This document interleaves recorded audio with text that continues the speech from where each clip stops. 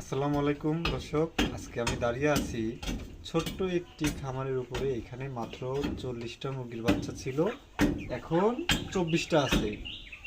আর কয়টা? 16টা না, 16টা বাড়ির থেকেই বিক্রি করে দিয়েছে। আর এই 24টাও এগুলো বিক্রি হয়ে গেছে, এগুলো দোকানে যাবে, পাইকারি রেটে দোকানে যাবে।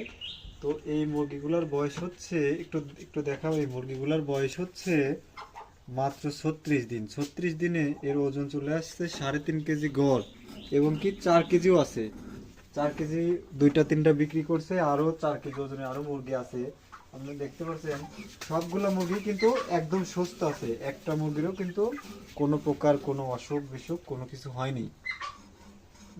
আমরা এই মুরগিগুলা আবার আমরা আনবো, 100টা বাচ্চা নিব আমরা। এখন তো মাত্র 40টা নিয়েছিলাম, 100টা বাচ্চা নিব।